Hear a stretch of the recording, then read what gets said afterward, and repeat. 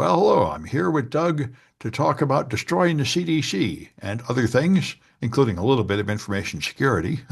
And it's Friday, September 5, 2025.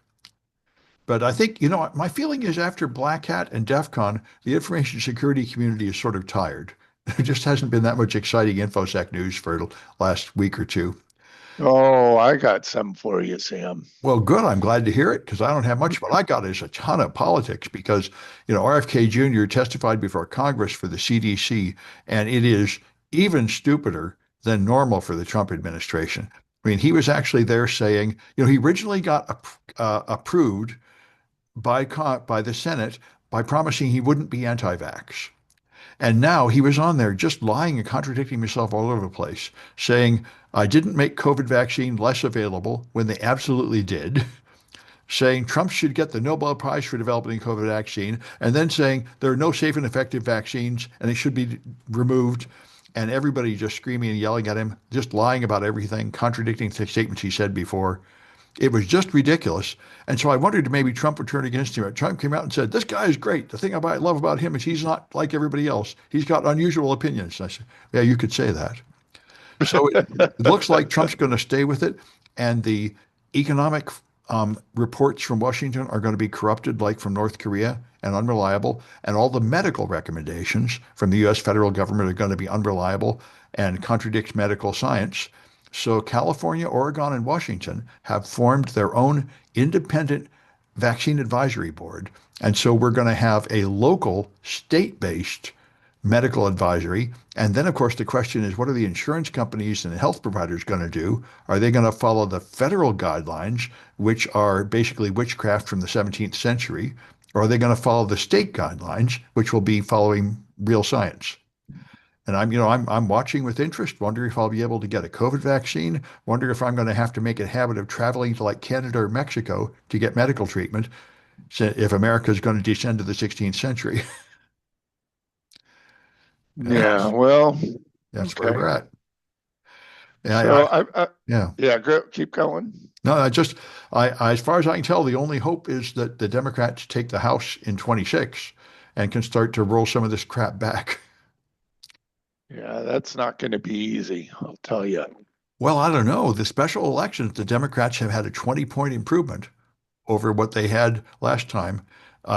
So even the establishment Democrats, whose official policy seems to be to just do nothing and tread water, they're not wrong. If they just do nothing, people will vote against the Republicans because what they're doing is so crazy. Yeah. Well, medical news here in California, somebody in the Sierras up by Lake Tahoe has contracted the plague. Well, yeah, that's actually not unusual. I remember I took a trip Yeah, up there like a couple decades ago, and there were just warnings that the like chipmunks and stuff had the plague. Apparently, the wild animal often has bubonic plague up there, and it's a known risk. Apparently, if you get yeah, antibiotics, bubonic plague is treatable now. I haven't yeah, had it, it but is. yeah, It well, is. it's just a thing to be aware. The one that got me was I saw a warning about rabies. And they said rabies, once you start showing symptoms, it's too late and that you're sure to die. And they said if you get bit, it can be like up to a year before you show symptoms. So that's pretty scary. That I did not know. I know. I mean, I thought, A year? yeah, Huh. apparently you can get bit and have no symptoms for a while and think everything is fine, and then you die. That's rude. Yeah, yeah, yeah. So anyway, there have been two cases up in which is you're right. It's unusual but not unheard of. Yeah, there's always been a And few cases floating around. It's known, it's yeah, endemic in the population of small critters, of small mammals, yeah. Yeah, And it's carried by fleas. yeah, And it's a bacteria Yersinia pestis. yeah. And, a really big deal before we had antibiotics, the world that RFK Jr. is taking us back to, where we don't pasteurize the milk and we don't believe that germs cause disease, just like the African dictators that say there's no HIV, nothing to worry about. It's uh, it's apparently a popular thing for despots to claim superiority over medical science. Reminds me of religions claiming to be medicine. It just seems to be a place they naturally go in their quest to Well, be like the Lord and ruler over every part of life. Well, if you head back to the East Coast or even the Midwest, you'll find a lot of cemeteries that are next to churches have a lot of kids buried in them because the parishioners put their faith in God in healing. Well, in the past, I know that's right. Especially the infant vaccines are probably the most Right, important. I remember in just a couple generations ago, people would have like 10 or 12 kids because half of them were going to die young. right. And now that's not true anymore because of these vaccines. And I know the ignorant people that don't care about science freak out and say they're giving like vaccines to newborns, and they are. There's some you have to give them like right away. It's Yeah, yeah, yeah. Anyway, that's I'm not a doctor, but I'm willing to believe the doctors and all this received wisdom. I think the this you know vaccination and clean water and pasteurizing milk and antibiotics are a great leap forward. I'm glad we have them all. it's very well documented Yeah, it's too that bad that Republicans yeah, want to pretend none of this stuff works when it totally is really important. I remember during COVID, I read stories about guys in the hospital dying of COVID saying, wait, I thought this was just a hoax. Oh, wait, no, this can't be happening. And it's yeah. horrible. Well, yeah, we saw that with some politicians, didn't we? Yeah, I remember one black Republican Yeah, presidential candidate. I think he used to be a fried chicken magnate. He got COVID and died. And this is presumably why the guy from New Jersey, Chris Christie, finally turned against Trump because Trump got him infected with COVID and he nearly died. yeah, It's yeah, it's just appalling. yeah, yeah, It's yeah, but there seems to be absolutely no depth of hypocrisy or stupidity that the Republican base won't accept. It's, you'd think there'd be a limit, but I guess previous characters like this, like Hitler, and eventually he turned against Mussolini, and they actually tore his body apart. The mob turned against him. I don't know enough history to know exactly what finally made them turn against Mussolini. My friend that lived through World War II told me Trump resembles Mussolini more than Hitler, and that seems to be true. Anyway, your political scientists and psychologists, well, I'm sure will write informative books about this. It would be nice to understand what exactly is the emotional appeal that makes Trump popular, and what on earth is it that would finally bring him down. Logic doesn't seem to have any place in this calculation. There must, but it happens to every kind of star, right? They're popular and then they fall at some point. So he'll make some mistake that will right, actually affect him. right. Maybe the Epstein files. I don't know what it would be. It is interesting that, we know a lot about Hitler, but we don't really know that much about Mussolini and the Well, Italian side. I don't know about it, but I'm sure there's plenty of history books written about it. Yeah, Just I know a haven't. little bit. He was in royalty, or he took over from the, I think, king of Italy. Now, you're going to make me want to read up on this a little Yeah, bit. and another character that I think we should compare to Trump is Berlusconi, right? The guy that he was another billionaire that be ruled Italy for about 10 years, Oh, and then yeah, somehow he fell down too. And I'd like to know what finally made him fall out of popularity. Just like yeah, Trump, he was popular for a while as sort of symbol of wild excess and indulgence, and then he yeah. also fell from grace. Berlusconi was in the past 20 years or so, right? Yeah, 20, 25 years. Yeah. yeah, yeah, and he And even managed to he start a had world war. But yeah, he had mistresses and oh nobody yeah, seemed to care. like Trump.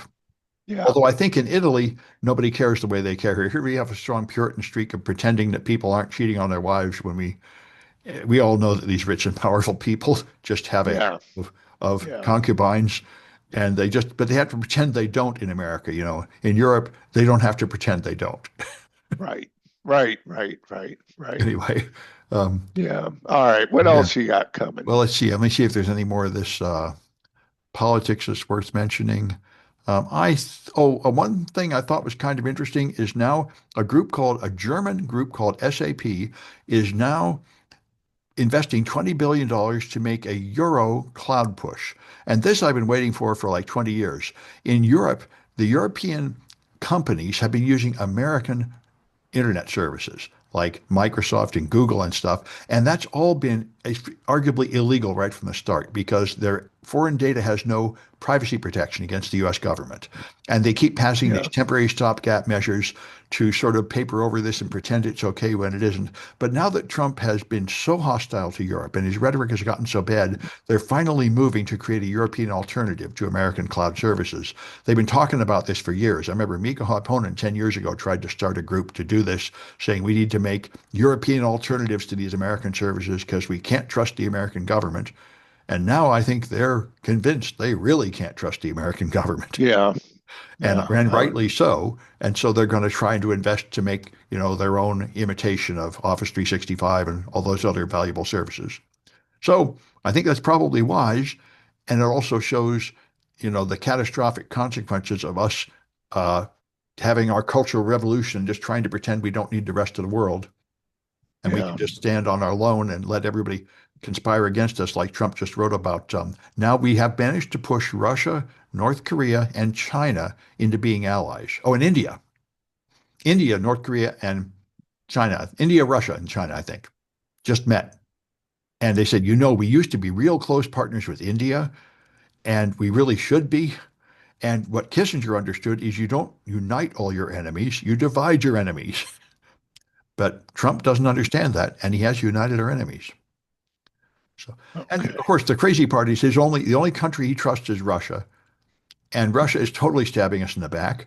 Every president before him understood that Russia is not our friend, but Trump doesn't, and the whole Republican base just goes with him. Whereas, I thought this was the center of the Republican brand was against Russia since Reagan, but apparently the only thing they care about is following the leader, not where he goes. Yeah. Anyway, Okay. yeah, Yeah, I got one for you. Or are we yeah. still in the politics? No, I'm done with the politics. Okay. So there's an Alaska passenger ferry pilot. So up in Alaska, because all of the islands, you normally would take like a plane, like an Uber.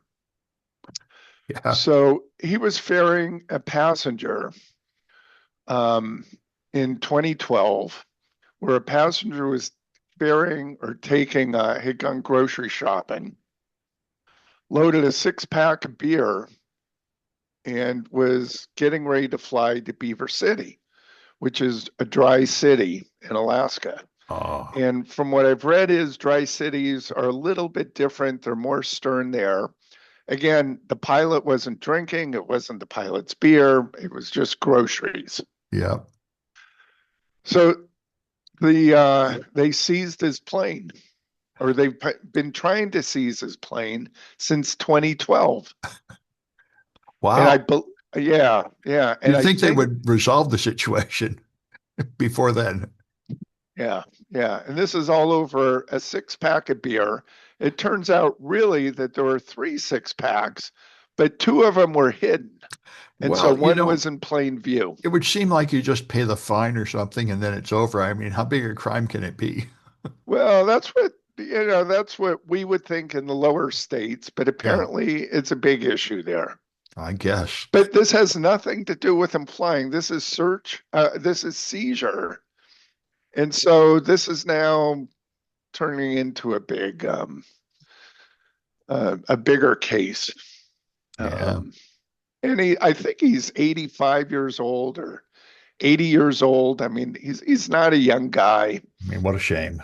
Yeah, yeah, and yeah. This So is the we'll see. problem. There's so many cases like this. I just heard a Darknet Diaries episode about a guy in Ecuador, and they accused him of hacking based on nothing. And just like this, the case just drags on forever. It's been like 8 years, and they never go to court and prove anything. They just make him wait, and he has to stay in there. I check him at the office every week, waiting for legal punishment that may never come. But keeping people in limbo like this freezes their life and everything. It's a really bad thing. There's even a Yeah. constitutional right to a speedy trial, right? For exactly this reason that Yes. keeping you on the Yeah. hook forever is no good. You have to like make up your mind. I'm either guilty or innocent, so this can go away. Yeah. Well, the analysis on this is seizing $100,000 plane. It's valued at 95,000. Yeah. Is that compensatory with the crime that was being committed? Yeah, and seizing it for like 12 years is completely insane. I mean, Well, they haven't seized it yet. oh, okay, so it's just the legal threat hanging over him then. Right, but I can't. I don't know if they've seized it now. But there's supposed should be at least a statute of limitations, right? I mean, Well, I guess he was charged in 2012. right. So I think if they charge you and then let 7 years go by, it's too late. Or I guess I don't know how this works. We need a lawyer. Yeah, I don't know what the statute of limitation. Well, I guess they charged him and it's been dragged on. Anyway, I don't Yeah. know. Yeah. But this is one of many cases. There's another case that I'll bring up. This is in Tennessee, Hmm. where the let's see, the Tennessee police there are very well trained to detect drunk drivers. So there's been one officer who's had 8 DUI arrests where they came up with zero on the blood alcohol meter. And the officer himself got arrested, or is this No, arresting no, other no. The people? He officer arrests has other people arrested 10 saying people, that just right? from the way they're driving, they look drunk, but they aren't drunk. Yeah.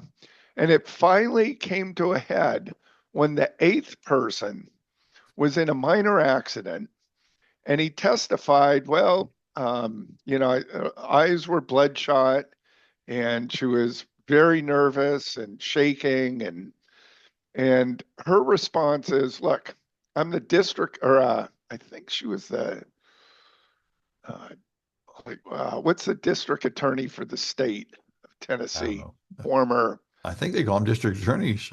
Yeah, okay. So she's somebody who's well known in law enforcement. Yeah. And she said, of course I was nervous. I was just in an accident, minor accident. Yeah. And so she said, I'm not drunk. And they did a test on her and nope, she wasn't drunk, no alcohol, no Yeah. nothing else. And so she went to town and found out that this guy has arrested 7 other people, same charges. Yeah. That reminds you of So speed traps, you know. yeah, yeah, Yeah. yeah, Where they yeah, just hope you'll yeah. pay the fine just to make it go away, which I imagine most people do. Yeah, but she lost her insurance Yeah. because of the drunk driving charge, even though she was not convicted. Yeah. I've heard that a DUI is actually a pretty serious offense. Thanks God I've never had Yeah, one, but I've yeah, heard it really messes up yeah. your life. Right, right. Yeah. And then police departments, let's get into tech. Yeah. Police departments are using Axon software. Axon software makes, or Axon is a company that makes like tasers and police equipment, I'll Yeah. say. So they also make the body cameras. Now, they've also made the body cameras that take recordings and using AI will summarize them into incident reports. These then AI incident reports are then passed along to prosecutors and defense attorneys who aren't told that these are really AI generated reports and they're Uh, not checked for hallucinations. oh, well, See where this is going, this is Sam? what I'm always telling everybody I consult for. You can use AI, but you can't trust it. You got to check and verify because it will make mistakes. So Axion has sort of said, well, dear police departments, you might want to add in a feature that says that this is an AI generated report so everybody knows that. Well, I Apparently, think when you go to court, that's not even an excuse. No, when you go to court, you have an obligation to verify that what you're saying is true. It is not an excuse to say I used an unreliable AI and didn't check it. But go ahead. well, if the police do not inform prosecutors and Yeah, defense attorneys by yeah. turning that feature off, then how would they know? Well, they would, but the point is, what matters is not that AI generated it. What matters is that it's false. And that is something like perjury to submit false reports, you know? Yeah, well, I we'll mean, you're see. allowed to use any tool you want, but you have to verify that it's true. When you sign it, you're testifying this. Anyway, Yeah. So there again, police departments are turning off the tools that would market is being generated by AI. Well, yeah, and that's, I mean, that's not good either to not market. But I think the real important thing is that you have to review it Well, and it's fact not check it. being reviewed, That's right, which is ridiculous. and it's being passed on to Yeah, prosecutors and defense yeah, attorneys. Now, yeah, it's unknown if any of this has gone to trial yet. yeah, However, researchers have found that there have been plea deals that have been based on AI hallucinations. yeah, yeah. And so those people could appeal that stuff, I bet. That's why, you really don't want to do this. How do you know? Well, you don't know, but you would know Right. if the assertions are false. I mean, all that matters is whether the assertions are true or not. What tool you use to make the report doesn't really matter. And so if somebody finds the cops reporting, that we found this evidence on you, and he says, hell no, that evidence did not exist, that would be the time to complain when it's factually wrong. Yeah, but Sam, so many people take plea deals Oh, instead yeah, of risk going to jail for a longer period of time. they do. And, so many people maliciously lie in their accusations. That's not rare. Yeah, yeah, yeah. Yeah. So, Anyway, that AI will make it happen more often. yeah, AI is going to make it happen more often. I Yeah, think you're yeah. right. And this reminds me, I got an AI story. The UK tried Microsoft 365 Copilot with like 1,000 workers, and they found there was no gain in productivity. They said it speeds up some tasks, but it makes others slower because of its low quality outputs.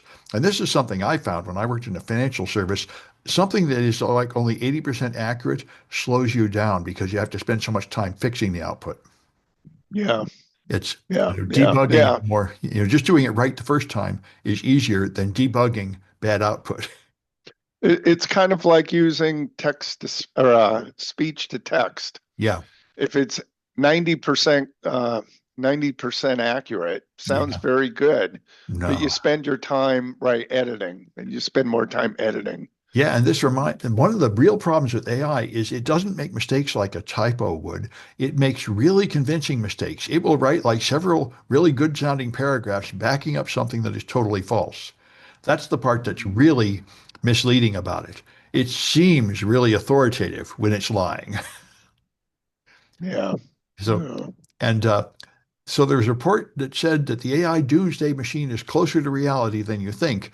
They took a bunch of LLMs and put them in a war game to see how they would handle military activities, and they found that the current LLMs showed a preference to escalate aggressively and turn crisis into shooting war, even to the point of launching nuclear weapons.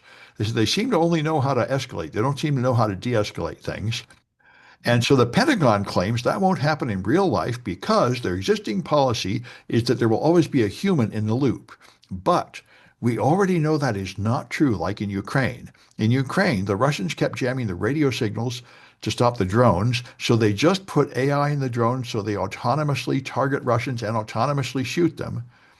They're already, Terminator-like killing machines taking action with no human in the loop. And so some scientists think, the Pentagon has already started down a slippery slope, and before long they are going to use AI without a human in the loop, and then we'll be at Skynet. Yeah. Yeah. Yeah. I'm So with you. cheerful news to think about.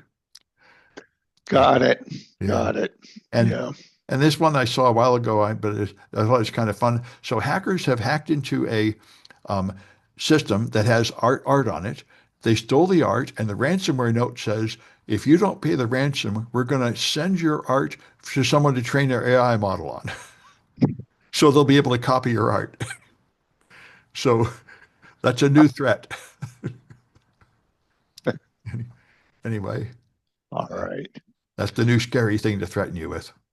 All right. You got anything else? I got a couple of InfoSec stories. All right. Let's go. I've got one. Keep going. Well, Your okay. shot here. The talks came out from SteelCon, and I actually spoke at SteelCon. SteelCon is one of the original hacker cons that has been around longer than DEF CON. And I went there because it was being organized by my lawyer, and my lawyer had just saved me from a bunch of trouble. I said, I'll talk at your con. It was just a really small con, like people talking in a bar. But I looked at the SteelCon talks, and the first one was security auditing COBOL. And I said, my favorite thing. So I watched this. This is awesome. I'm probably going to add some more programs to my projects to my my COBOL CTF, scanning it and finding with this thing called Visual Code Grapper is a code security scanning tool that can do several languages, including PHP, and he added the module so it can scan for COBOL flaws. So I think that's great fun. I may be the only one, but anyway. Um, and then 404 Media has another good story. They have a lot of good scoops on that site. And this one here, there's a company that turns your dash cams into virtual CCTV cameras and shares them with other people. And then hackers got in and stole all the data. So, I mean, they take your, you know, how they take your car's camera and put it on the internet, presumably with some limitations of who can see it. But hackers got in and stole all the data. So they shared a lot of data that's clearly not public, including showing a driver heading towards the entrance of the CIA headquarters, and other images show drivers around sensitive Department of Defense locations. So this is part of, you know, universal surveillance everywhere. Now you got cameras in everybody's car, just like the Ring cameras, doorbells being shared. And I think the only one probably worth mentioning of the remainders is uh, deserialization 0-day in Sitecore products. And this is incredibly dumb. Again, they used the Microsoft scripting language, ASP, and they used an ASP.NET view state, which is a way to serialize a block of data and send it up, but it's encrypted and signed, so it should be fine, but it's not because they used the example key from the documentation that's published. They didn't randomize the cryptography key. And I was just explaining to a contractor that I teach a cryptography class for just this reason. After auditing hundreds of Android apps, I found that they do stupid things like this almost all the time. It's really obvious that most developers do not understand the fundamentals of cryptography. That's why I started teaching this class. Like, dude, you have to make a random key. You have to put it somewhere where it can't be stolen. I thought this was obvious, but apparently not.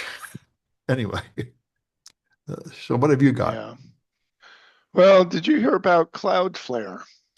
Well, I know they got caught in the big sales loft hack like everybody else. Yeah, well, Cloudflare recently defended against a record-breaking attack. Oh, yeah, I saw It that. was, yeah, 11.5 terabytes. That's Yeah. a uh, trillion bits per second. Yeah. Denial I of know service attack. in their previous articles like this, what they said is there's just a limit to how much traffic you can possibly deliver over the internet Yeah. connections, and that's what limits it. And I assume that's still the case. Yeah, so the claim is it lasted for about 35 seconds. Yeah. It was a massive UDP flood that Yeah. originated, are you ready for this? Predominantly from the Google Cloud platform. Yeah. Well, I So think this, people use yeah, Amazon virtual machines too, which shows yeah, that they aren't really doing egress filtering like they should in these cloud platforms. I mean, that's BCP 31, egress filtering. It's a good idea to limit the traffic coming out of your devices. I did it on my cloud servers years ago that I set up for students to hack into. Somebody infected them and they started sending out ICMP floods. So I put in egress filtering yeah, to limit yeah. what comes out, to lower the outgoing bandwidth and things like that. Yeah. Anyway, this sets the new record, so I guess they could apply for a Guinness Book of World Records on this. So it's a new industry high for network bandwidth Yeah. consumed by malicious traffic. Yeah. Every year or two, Cloudflare announces the new big one. And basically, it's just a measure of how much faster the internet's getting, I think. Yeah, yeah, yeah, Yeah. yeah, yeah, you're right. Yeah. Well, I think that's all I wanted to talk about today. How about you? No, I think that's it. I'll leave it at that. I've got All right. one more. Well, we might open this one up a little bit, but I was looking. Do you know David Bombal? No. He's a CCIE. He's on YouTube. He does a lot of shorts. He's worth watching and worth following. Does a lot of cybersecurity. He also, I believe, spoke at DEF CON. He's at a number of cons. Hmm. Anyway, he's reported, or it's being reported, that we're now in the age of government warfare. And I need to read the article a little bit more, so we'll leave this as a cliffhanger if people want to do a little bit of research on this. But it's more we're in the era of governments attacking governments Well, in I the think on they the always cyber have. side. That's what war always is. Yeah, but we've reached a new high. Well, uh, So I'll I leave don't know that what till I don't know what Tuesday. his point is, but I do know Yeah. in general there is less warfare than there ever has been in centuries. Most of us are not touched by it the way we used to. So, I mean, in general, the amount of warfare is going down. And by the way, I found a BBC article Yeah. Trump keeps saying he's ended 7 wars. And I wonder, what is this nonsense? And I found a BBC article explaining it, and he could say that. There really are like 6 or 7 conflicts where Trump kind of interceded and helped negotiate a truce of some kind. He's not completely lying about that. That's why he thinks he deserves the Nobel Peace Prize. So I was glad, I tried to find a source outside the country to get objective news, and they explain it. Some of them are like example, India versus Pakistan. He claims to have resolved that. And India said, no, you didn't help. But Pakistan said, yes, you did help. So, there is some truth in what he's saying, that he actually prevented some wars. So, anyway, It all depends how you want to spin it, right? well, sometimes Trump says things that are just absolutely terrible, but no basis at all. But this one is more an exaggeration than a complete fabrication. Well, I would argue a lot of what he says, there is an element of truth to it. Sometimes, well, the one he says about how there's no water in Los Angeles and he opened the pipe to let the water in, that's just total garbage. The guy that runs that water bureau was in my class at DEF CON. We talked to him about it, and he said, reports are entirely correct. All he did was open a valve and waste a bunch of water that was intended to go to the farmers hundreds of miles away. In no way did that help the people in LA at all. So sometimes But he's wait, completely full of shit. so wait, Sam, Yeah, let's kind of analyze this yeah, because I did do some research on this. yeah. I learned about this a few years ago. There are three sources of water in California. There's well water, but there's federally controlled water Mm. in the aqueduct that goes from Northern California to Southern California. And there's a state aqueduct.